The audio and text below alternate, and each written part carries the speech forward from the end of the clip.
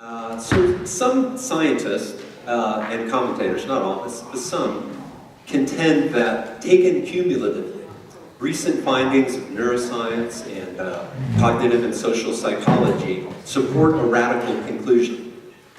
And that radical conclusion is that the pervasive belief that we sometimes consciously control what we are doing is an illusion, quite generally. I think the reasoning that leads people to this conclusion is badly flawed in the details, but I'm not going to argue that now. Instead, I want to argue a very broad claim. No one can consistently argue on empirical grounds that our conscious willings or intentions are generally causally inefficacious. That is, that our conscious intentions generally fail to be significant causal sources and sustainers of the behavior that appears to partly result from them. One cannot consistently do so because all scientific practice necessarily presumes the efficacy of conscious intention. But an efficacious, so that's the first thing I'm going to try to argue. But an efficacious will is one thing, a free will is another. What I mean by free will is precisely the sort of control over one's action that is necessary for being morally responsible for one's actions and their foreseeable consequences. It is plausible that if agents have the requisite agential control, then on at least some occasions, they have the ability to realize any of a plurality, more than one, alternative possibilities. As Oliver noted just a short while ago, there's some interesting arguments that might lead one to doubt this claim. I think those arguments are mistaken, but I have no time, so I'm going to move on. That's not my goal here. All right, so for free and responsible agents, the future is, you might say, not yet fixed, but it's rather a space of possibilities, and through their choices, if there are such agents, they settle or help to settle what will become, which of those possibilities will become determinate reality. I don't think that there is a cogent argument that scientific practice necessarily presupposes that we have free wills, only efficacious wills. And the reality of human freedom, in my view, is at present neither empirically demonstrated nor empirically refuted. This prompts the question, can belief in our own freedom be rational prior to our having convincing scientific evidence for it? And my second goal is to give us a reason to think that it can be.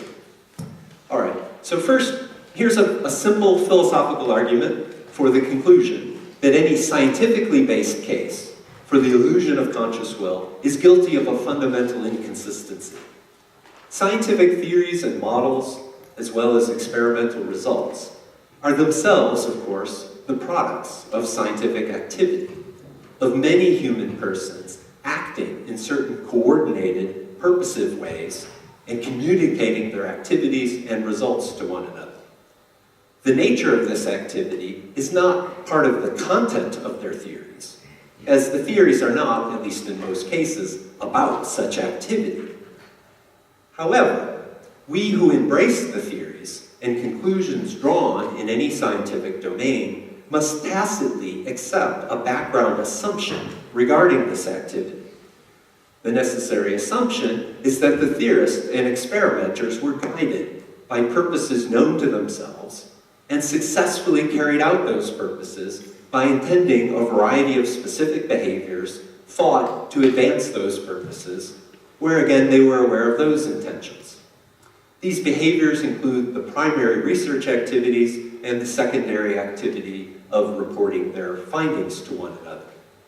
This may perhaps be at least a weaker version of a claim that Hakan was making in an exchange with Patrick yesterday, but I think he might have been making a stronger claim. But at any rate, they're similar. So to see this, why think this? Suppose to the contrary, that you either believe that the members of a scientific, like with Daniel Wegner, you believe that the members of a scientific community have inefficacious conscious willings and are generally unaware of why they are doing what they are doing, or you are agnostic on the question. You neither believe it nor disbelieve it. You then consider their claim that a certain theory or model is well supported by a substantial body of evidence, significant enough to warrant rational assent to it. To assess this claim, you must regard their output, data, theories, models, proposed mechanisms, as evidence, a status that depends on how they were produced. You must suppose that intentional action at many levels was effectively engaged in, and that the actors had reliable, not perfect, just reliable, awareness of what they were up to and why, including at the final stage of reporting on their methods and results.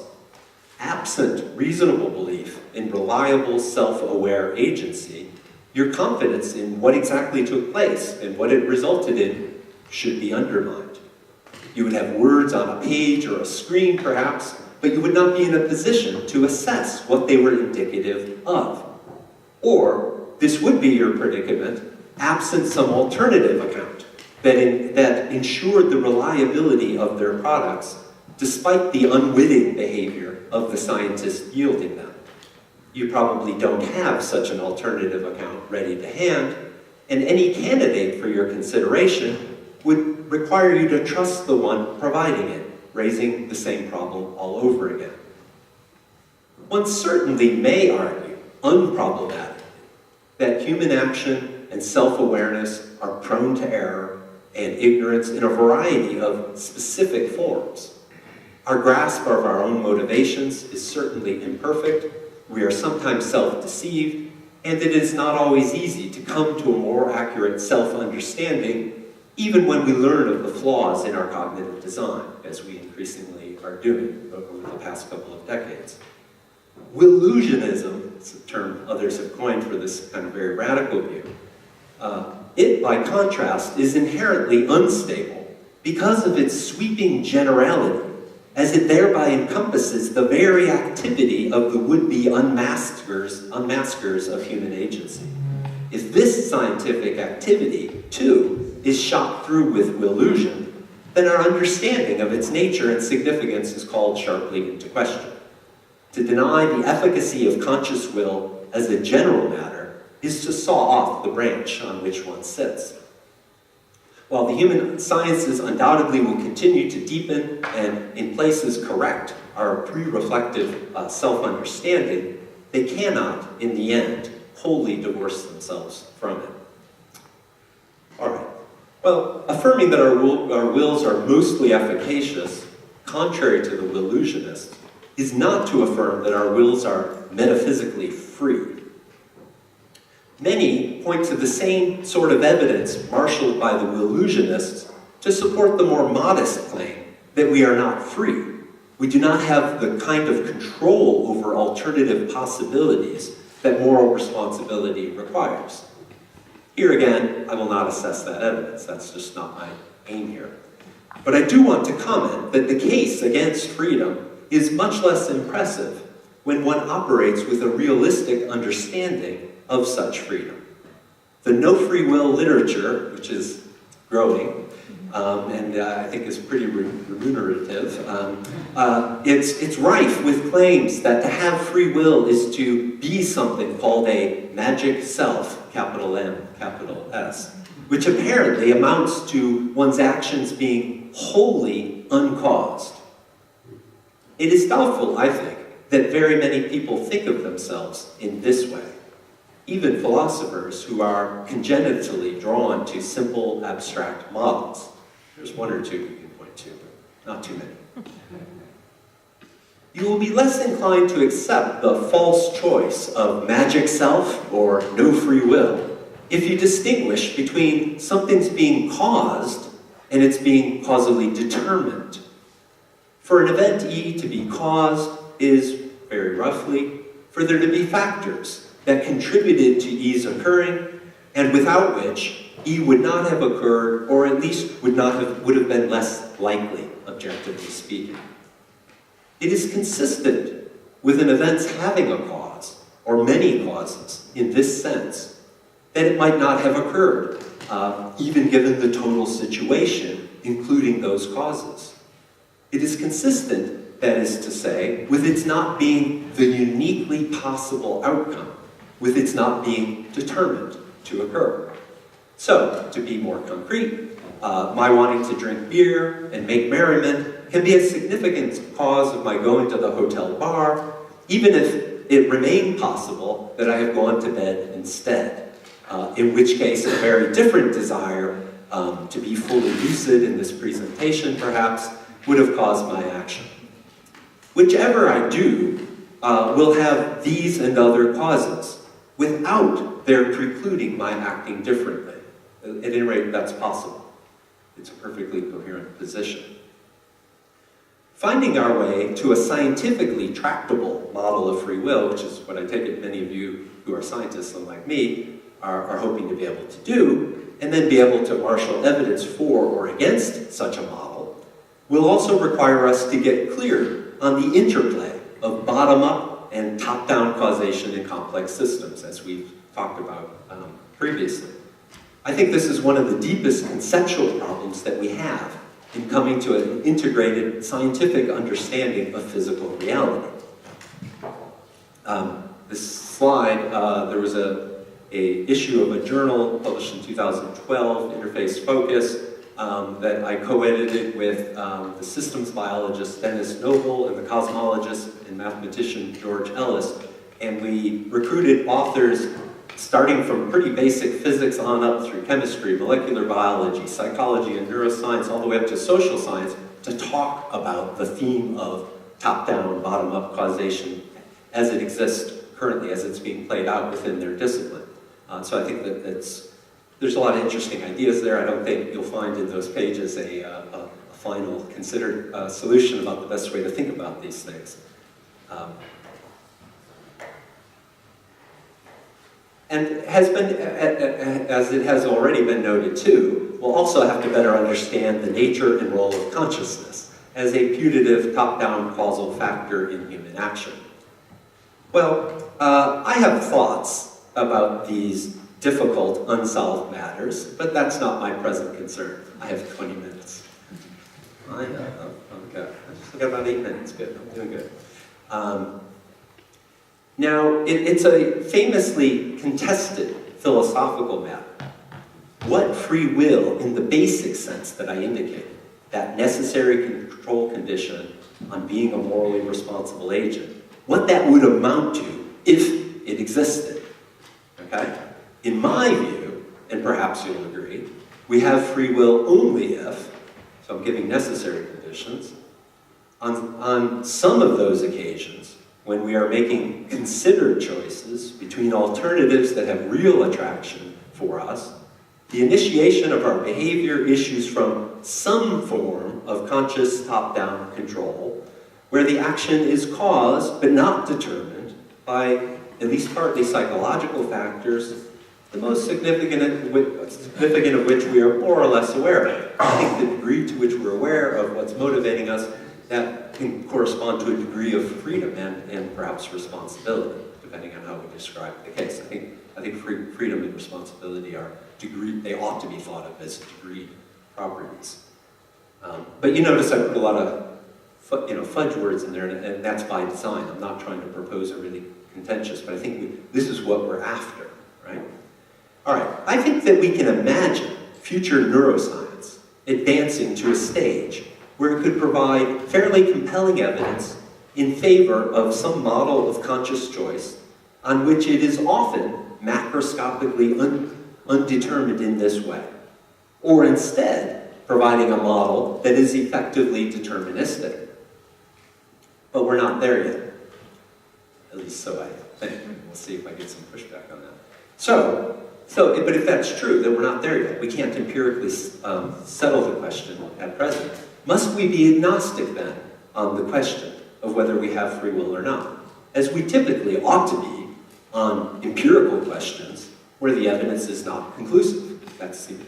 In general, that's the reasonable stance to take. I think not on this question. I start with an obvious point. Our beliefs about the world must start somewhere. Okay? Not everything can be independently supported by further evidence.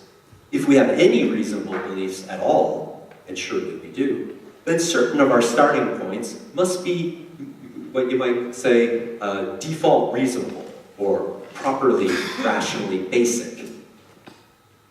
These starting points are of at least two basic kinds. The first concerns our own basic cognitive capacities. All of our capacities are demonstrably fallible, but we learn their limits and how to use them more critically and reliably only through using them. To have any beliefs at all about the world around us, we must presuppose the basic reliability of our senses, our memory, and our uses of inductive and deductive reasoning. But we must also assume the truth of certain foundational beliefs about reality around us. These two are things that we all believe, but we could never provide a non-question begging argument for if you tried to do so. For example, that the world has a causal structure, ensuring that past patterns of events we've observed will continue into the future, that material objects persist even when no one is looking at them, right? That human bodies, other than our own, for each of us, right, my belief, that human bodies, other than my own, are, like my own, animated by feeling and thought. And if you say, well, it's plausible, I see the connection of my own feelings and thoughts to my own behavior, therefore it's plausible to think that's what's going on in bodies like mine. Whoa, that's a big generalization from a single instance. That doesn't sound like a very powerful argument. But I still think it's reasonable, but I don't think you can really give a powerful non-question begging argument for it. So as with commitment to the reliability of our cognitive capacities, any attempt to empirically demonstrate the truth of these general beliefs would inevitably be circular. But they are reasonable, nonetheless. They are innocent until proven guilty. We could have a long conversation, and then this would turn into a philosophy seminar, about just which of our beliefs have this special status of being default reasonable, properly rationally basic, innocent until proven guilty.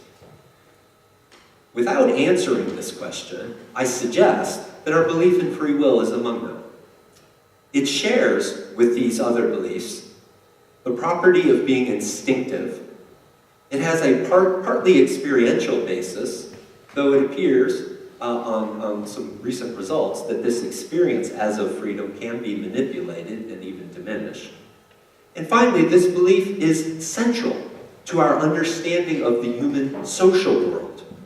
Despite the theoretical doubts that some have, it is difficult to imagine anyone in the midst of life, when you leave your lab, to persistently view your fellows and yourself as lacking any free control over your and their actions, and so not being morally responsible for anything that they do. Well, beliefs having these characteristics seem like good candidates for being default reasonable. And now I invite you to say whether or not you agree. Thanks.